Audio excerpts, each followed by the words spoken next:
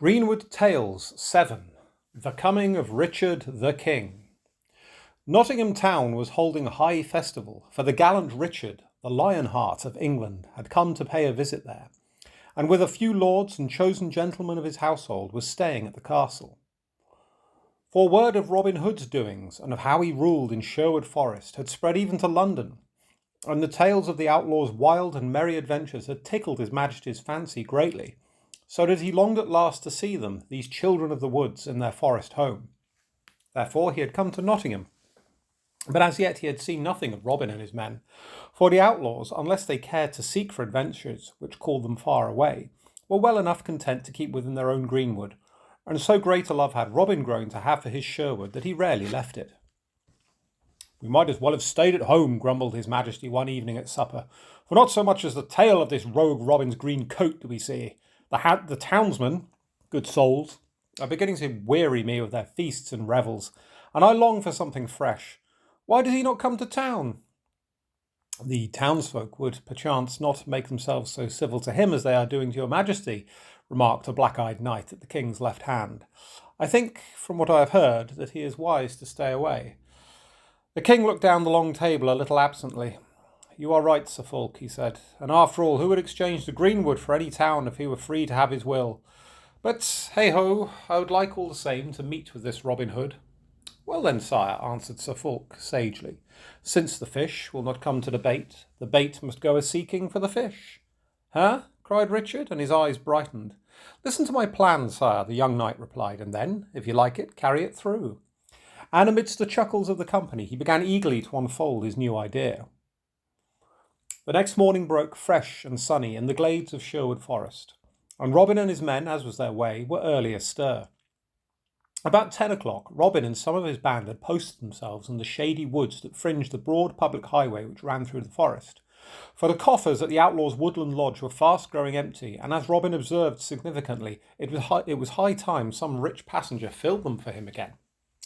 For half an hour the men in green crouched low behind trees and bushes, their eyes upon the white roadway, their ears straining to catch every sound.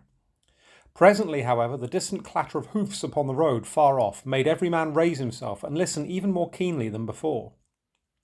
The woodland seemed to rustle with excitement. The men in green felt for their bows. "Rich folk," whispered Robin to a Lanadale who crouched beside him, "since they come upon horses. Now, maybe—" 13 white horses trotted into view as he spoke, and upon the back of every horse sat a monk. At once Robin rose to his feet, swiftly and softly, giving a long clear whistle, and the next moment the outlaws had flocked forth upon the highway, blocking the travellers' road.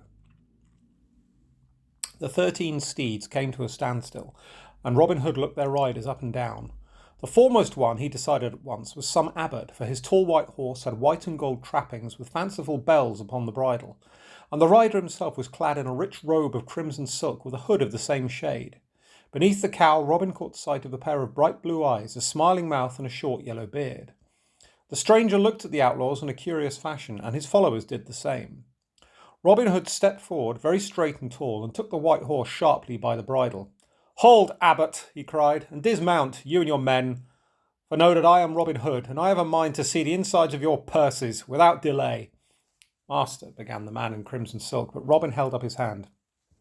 "You had best make no trouble, Sir Priest," he said, "but hand over the money quietly. You will find it best." "Bah!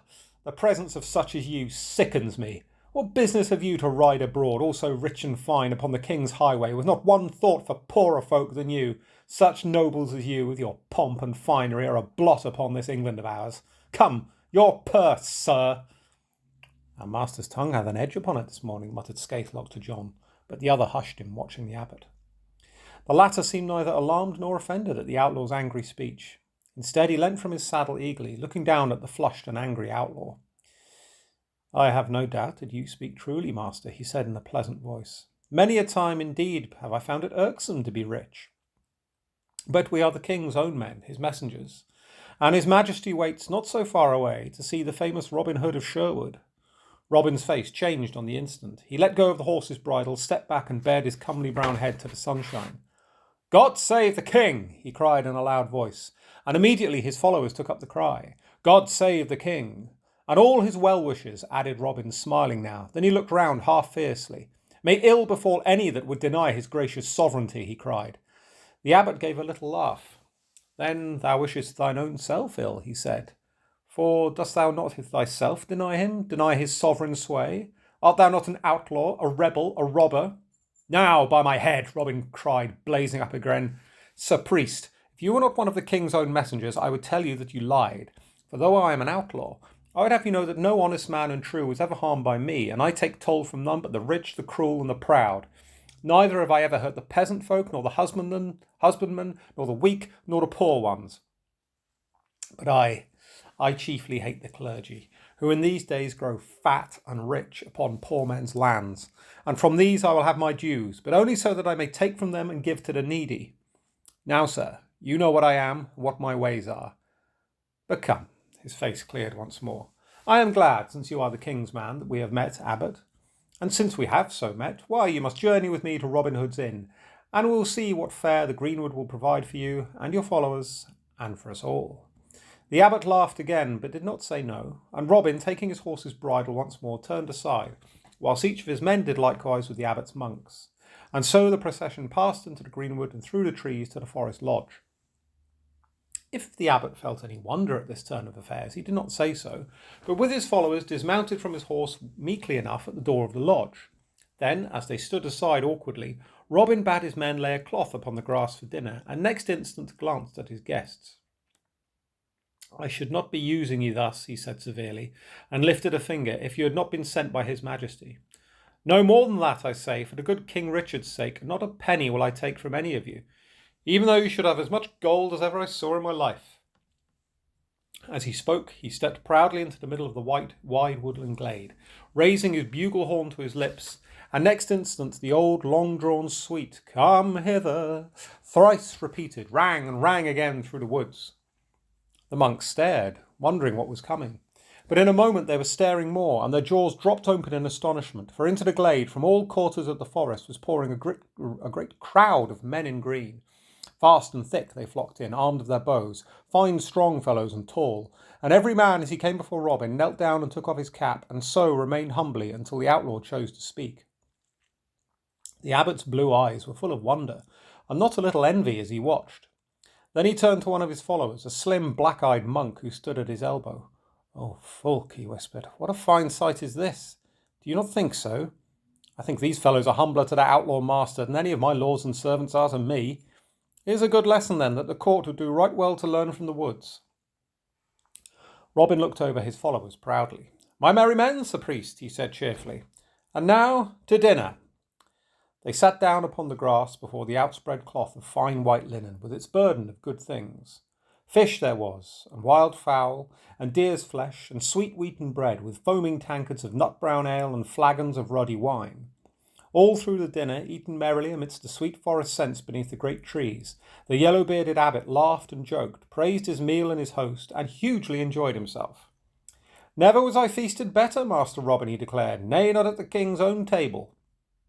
"Ah, the king," Robin cried, and his brown face lit up with a look that warmed the abbot's heart. The outlaw sprang to his feet as he spoke, lifting his flagon of ale high in the air. "Take your cans, every man," he cried, "and drink a health unto his majesty." And immediately monks and greencoats answered him, cheering, until the forest rang again, "A health unto his majesty." The abbot lifted the cup to his smiling lips and drank with the rest. Then he set down his flagon and twinkled at the black-eyed Fulk beside him. Now, after the dinner, the outlaws gave a show of their skill with quarterstaff and yew-bow, and the abbot and his monks, watching and noting all, swore that Robin's men were finer in such practices than any they had ever seen. But Robin, laughing, declared that every man, shooting at the target and missing it, must take from him a box on the ear. Presently he took his bow himself, fitted a fine arrow, and made careful aim. But the wind turned his arrow aside, and it missed the mark, whereat the monks and the outlaws shouted, and the abbot cried, "Hey, Master Robin, take what you have given now, come, a buffet on the ear." And Robin, laughing again, answered, "By all means, abbot, will you give it to me?" and came close up, cap in hand. Then the abbot, doubling his fist, dealt him a sound blow upon the side of the head, so that the outlaw was sent sprawling. "By my head, abbot," he cried, scrambling to his feet, "I think it's not often that a priest is so hard a hand as you." The abbot's laugh rang out loud and merry as he helped the other up again. "I like you rarely, Master Robin," he said. "Now tell me, if I could get your pardon from His Majesty the King, would you receive it so? Would you swear to be his follower, to serve him in everything, you and your merry men?" Robin's face lit up again and his brown eyes flashed. "With all my heart," he cried in his great voice, and then at a signal he gave, every outlaw whipped off his cap and stood so, bareheaded, whilst the whole green-coated crew cried as with one voice, "We swear to serve His Majesty with all our hearts, and to spend, if he so wills it, our last drop of blood for him."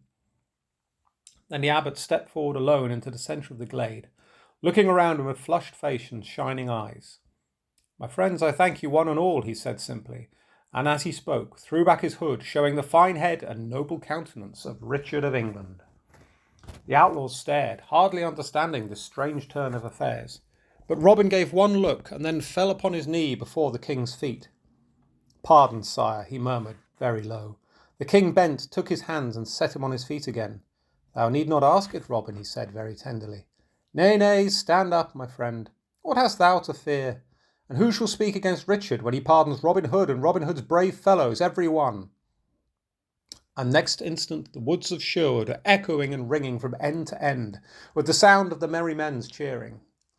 So it came to pass that after a few more days of festival in the town, the king and his courtiers, with Robin Hood and his greencoat, set out for London town rejoicing. And at court the outlaws stayed, serving their king faithfully and well, until Robin felt the call of the forest drawing him once again. For he kept ever in mind his beloved Sherwood. And when the longing for it grew too strong to be withstood, he returned once more to his old free life beneath the greenwood tree.